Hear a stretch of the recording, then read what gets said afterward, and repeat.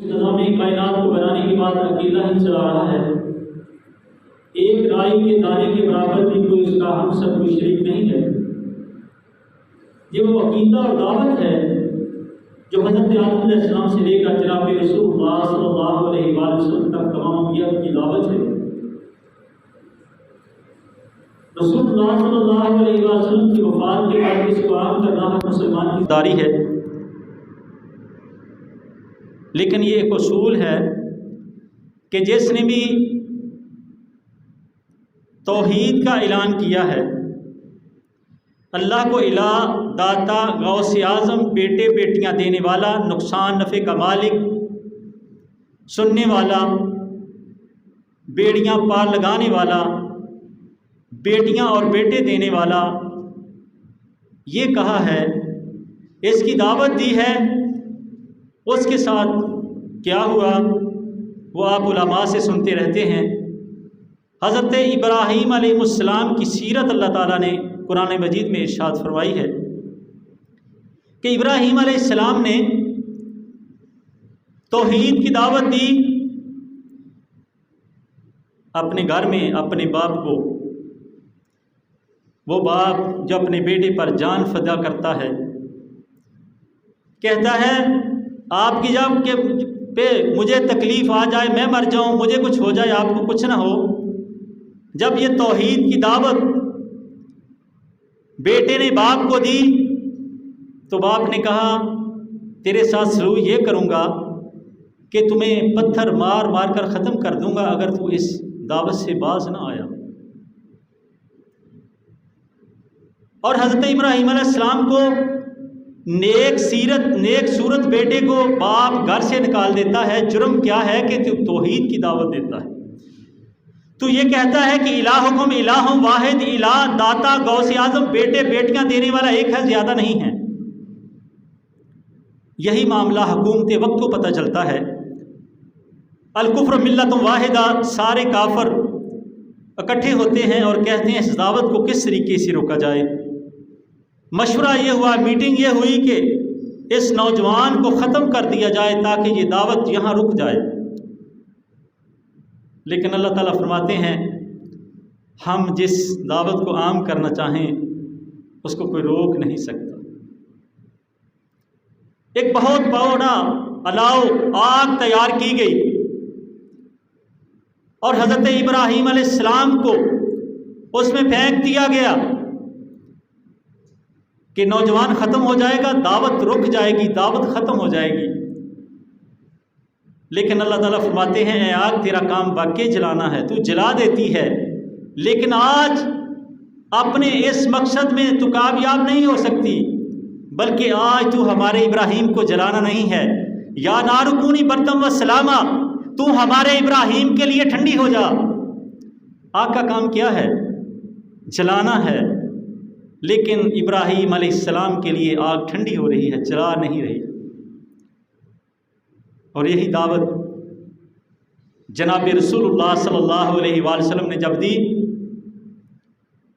کسی اور کو نہیں بلایا، اپنے خاندان کو، اپنے آباء و اجداد کو بلایا ہے۔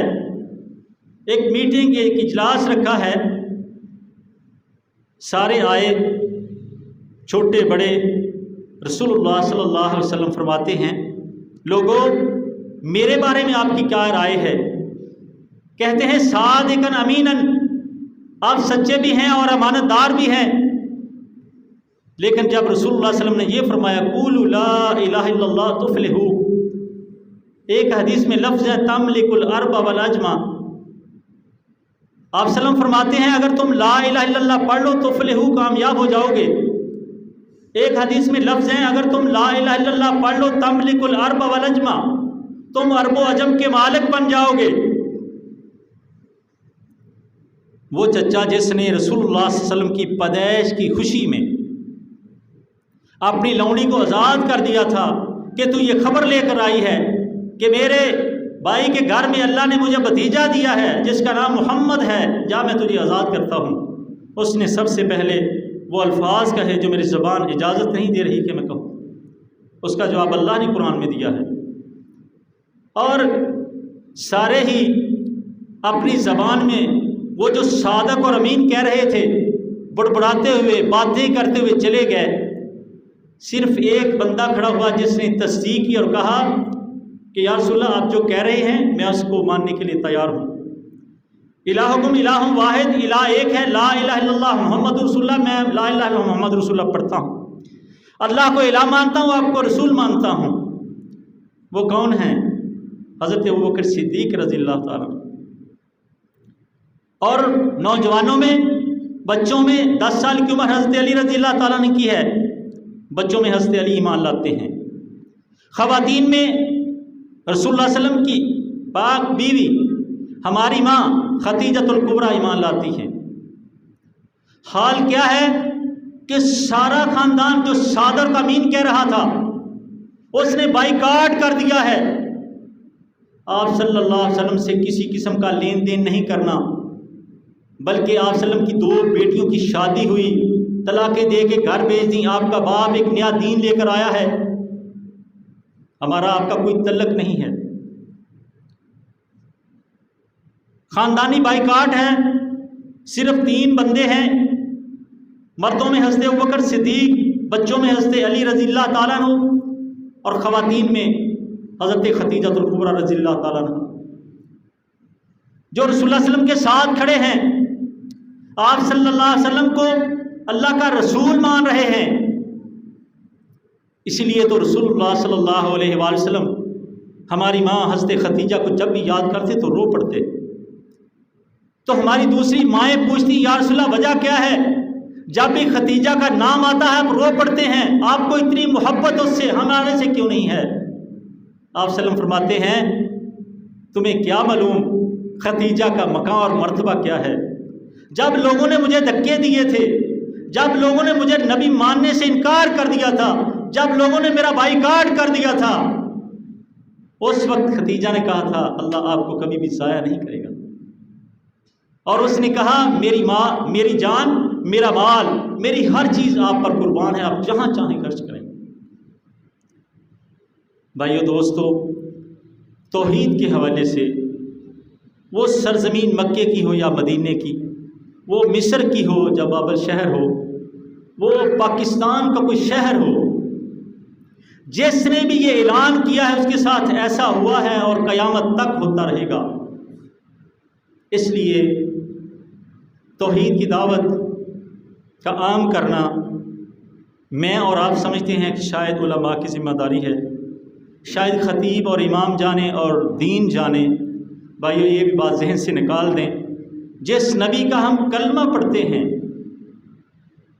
اس کی ہستی، اس کا اللہ نے اعلان فرمایا ہے لَقَدْ كَانَ لَكُمْ فِي رَسُولِ اللَّهِ أُسْوَةٌ حَسَنَةٌ، رسول اللہ صلی اللہ علیہ وآلہ وسلم کا ایک ایک فعل، ایک ایک قول ہمارے لیے اسوہ حسنہ ہے۔ صرف نماز، روزہ، حج، زکوٰۃ بلکہ نہیں، اس سے پہلے دعوت ہے۔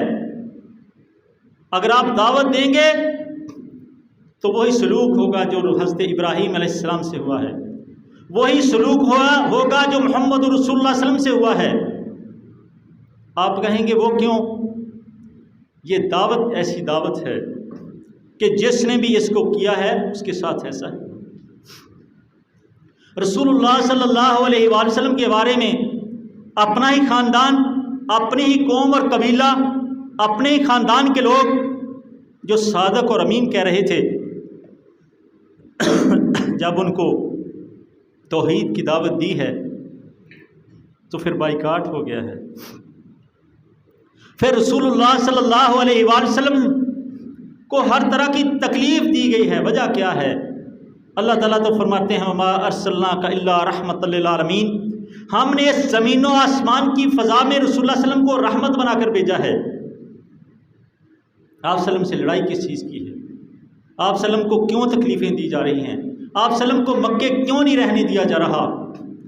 بلکہ آپ حیران ہوں گے، رسول اللہ صلی اللہ علیہ وسلم نے جب مکہ چھوڑا مدینے چلے گئے، مدینے اور مکے کا درمیان میں 450 کلومیٹر کا سفر ہے، 450 کلومیٹر دور ہیں، لیکن وہاں بھی سارے کافر مل کے حملہ کرتے ہیں کہ اس کی دعوت کو کسی طریقے سے روکا جائے۔ یہ دعوت تو بڑھتی جا رہی ہے۔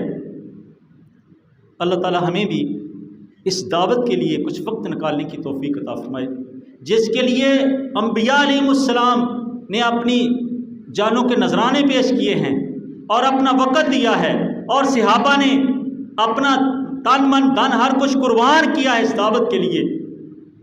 اللہ تعالی ہمیں بھی اس دعوت کے لیے کچھ وقت نکالنے کی توفیق عطا فرمائے اور اس کو عام کرنے کی توفیق عطا فرمائے۔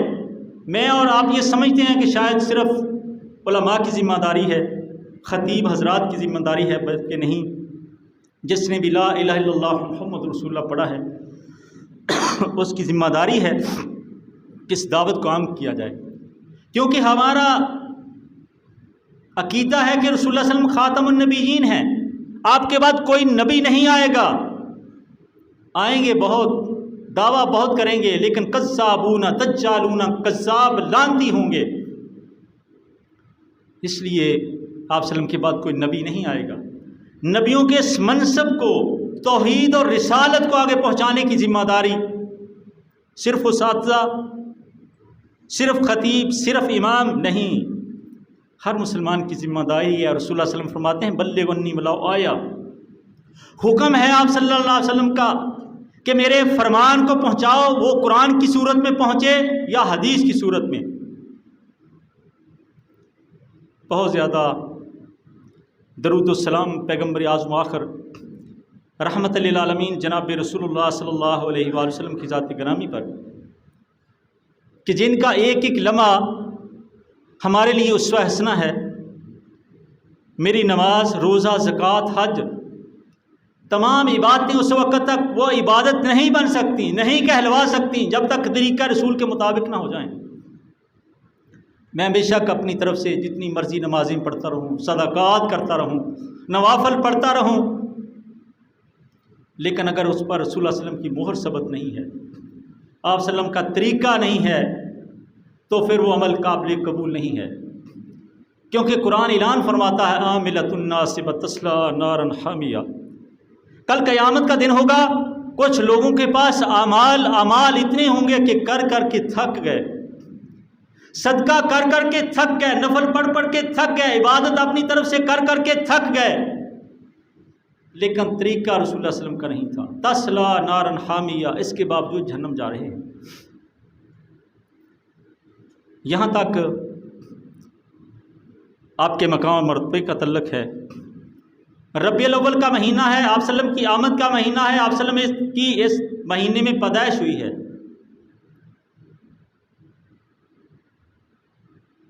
مسلمان، اس کے ہاں رسول اللہ صلی اللہ علیہ وسلم کیا مقام اور مرتبہ ہے، وہ ہر مسلمان جانتا ہے کہ جب اس نے رسول اللہ صلی اللہ علیہ وسلم کو محمد رسول اللہ مان لیا ہے تو اس کے بعد کوئی بھی معاملہ نہیں ہے۔ مسلمانوں کے ہاں اس چیز کی نشاندہی کی جائے کہ فلاں لوگ رسول اللہ صلی اللہ علیہ وسلم کو سے زیادہ محبت کرتے ہیں اور فلاں کم کرتے ہیں، نہیں، جس نے بھی رسول اللہ کو محمد رسول اللہ مان لیا ہے وہ اپنی جان، اپنا مال، ہر کچھ فدا کرتا ہے رسول اللہ صلی اللہ علیہ وسلم سے۔ آپ صلی اللہ علیہ وسلم کا مقام اور مرتبہ کیا ہے، اس کو تو غیر مسلم بھی مان چکے ہیں، لیکن وہ محمد رسول اللہ نہیں مان رہے۔ یہ میرے سامنے آیت ہے، اللہ تعالیٰ فرماتے ہیں الذین آتیناہم الکتاب یعرفونہ کما یعرفون ابناءہم۔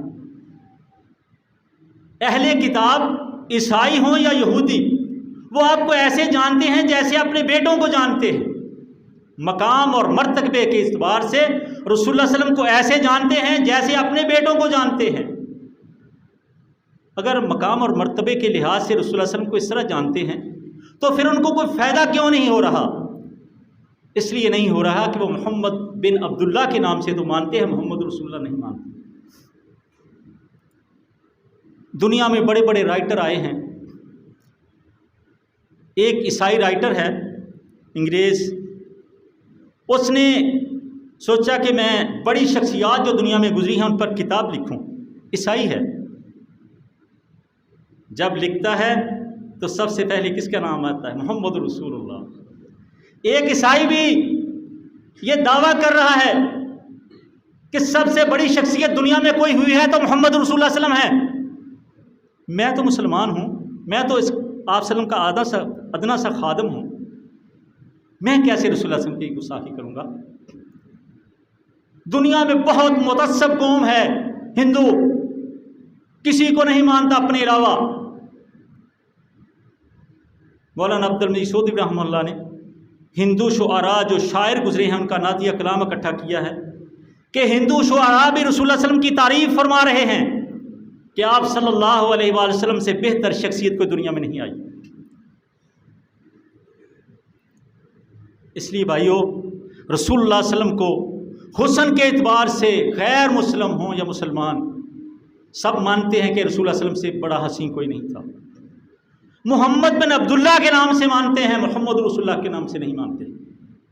اس لیے گزارش اپیل ہے کہ جو بھائی جو دوست رسول اللہ صلی اللہ علیہ وسلم کی سیرت منا رہے ہیں، آپ صلی اللہ علیہ وسلم کا میلاد منا رہے ہیں، وہ اپنے ذہن میں رکھے اس چیز کو کہ اس میلاد میں، اس مہینے میں ہم نے رسول اللہ صلی اللہ علیہ وسلم کو محمد رسول اللہ کتنے لوگوں سے بنوایا ہے۔ حسن کے اعتبار سے آپ صلی اللہ علیہ وسلم بڑے حسین تھے، کون نہیں کہتا؟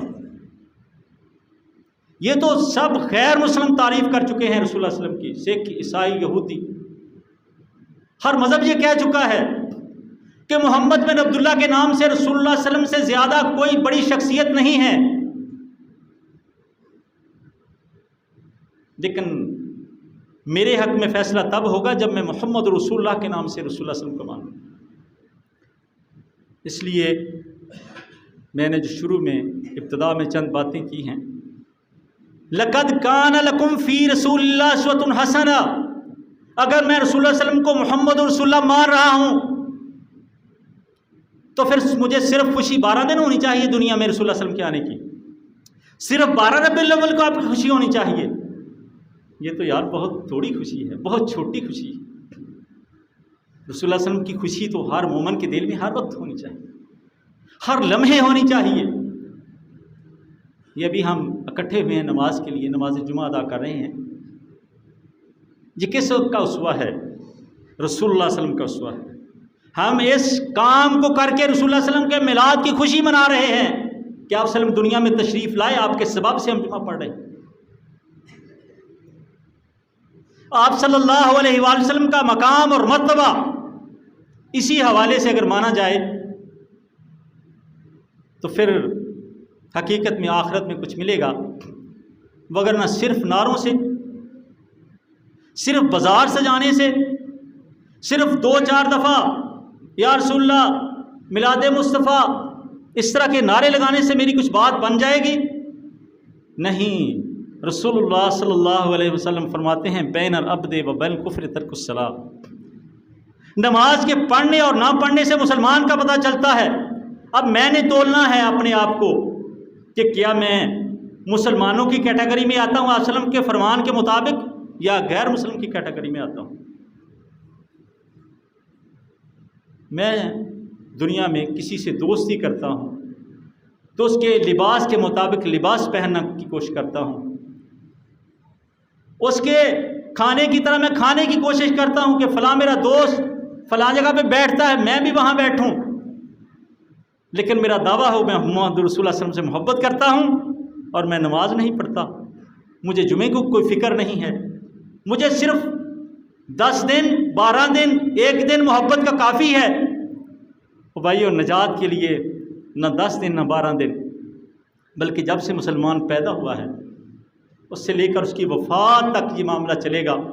1 منٹ 1 لمحہ بھی اس سے غافل نہیں ہو سکتا مسلمان آپ صلی اللہ علیہ وسلم کی ولادت سے اور اپنی خوشی سے، کیونکہ جو بھی کام کرے گا وہ اگر قرآن کی تلاوت کر رہا ہے، وہ اگر نماز پڑھ رہا ہے، وہ جمعہ پڑھ رہا ہے، وہ نفل پڑھ رہا ہے، وہ کسی کی مدد کر رہا ہے، وہ کسی یتیم کے سر پہ ہاتھ رکھ رہا ہے، وہ کس کے اسوہ سے رکھ رہا ہے؟ جناب رسول اللہ صلی اللہ علیہ وسلم کے اسوہ سے۔ کسی کے ساتھ اگر محبت کرتا ہے، ہمدردی کرتا ہے، کسی کو قرضہ دیتا ہے، کوئی بھی اچھا کام کرتا ہے، وہ کس کو اسوہ مانتا ہے؟ محمد رسول اللہ۔ اس سے رسول اللہ صلی اللہ علیہ وسلم سے وہ محبت کر رہا ہے۔ اس لیے خدا را گزارش ہے کہ 1-2 دن کی محبت نہیں، بلکہ محبت چلے گی تو جب سے ہمارے گھر میں بچہ پیدا ہونے والا، جب سے ہم نے اس کے کان میں اذان کہی ہے، اس سے لے کر جب تک ہم اس پہ اللہم اغفر لحینا و میتنا نہیں پڑھتے، اس وقت تک یہ قانون چلے گا۔ لیکن ہم پاکستان میں رہنے والے اس دعوے کے ساتھ بدعہدی کر چکے ہیں۔ آپ کہیں گے وہ کس طرح مولوی صاحب؟ کیا بدعہدی کی ہے ہم نے لا الہ الا اللہ محمد رسول اللہ کے ساتھ؟ بدعہدی یہ کی ہے کہ جب پاکستان بن رہا تھا تو ہر بندے کا نعرہ کیا تھا؟ پاکستان کا مطلب کیا؟ لا الہ الا اللہ۔ پاکستان میں جو قانون چلے گا، جب جو ملک بنا ہے اس میں اللہ اور اس کے رسول کا قانون چلے گا۔ کس کا قانون چلایا ہے وہ میں اور آپ بخوبی جانتے ہیں۔ بڑے دوست، بڑے بھائی دوسرے ملکوں سے آتے ہیں، فلاں ملک کا قانون بڑا اچھا ہے، فلاں ملک کا قانون بہت زبردست ہے۔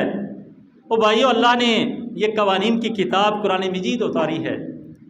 یہ صرف قبروں میں پڑھنے کے لیے نہیں، یہ صرف مردوں کو بخشوانے کے لیے نہیں، یہ صرف قول و قسم کے لیے نہیں، بلکہ یہ اس لیے آئی ہے کہ اس میں ہمارے لیے قوانین ہیں۔ یہ قوانین کی کتاب ہے، عمرانیات کی کتاب ہے، اور انسان سے مخاطب ہے۔ یا ایھا الانسان، یا ایھا الانسان۔ اللہ تعالیٰ انسانوں سے مخاطب ہیں کہ تم نے اس دنیا میں رہتے ہوئے کیسے رہنا ہے، کیا قانون ہے آپ کے لیے۔ ایک بچہ پیدا ہو رہا ہے، اس کے لیے کیا قانون ہے؟ وہ تھوڑا سا بڑا ہوتا ہے، اس کا کن کن رشتوں سے پڑتا ہے، کن سے نہیں ہے۔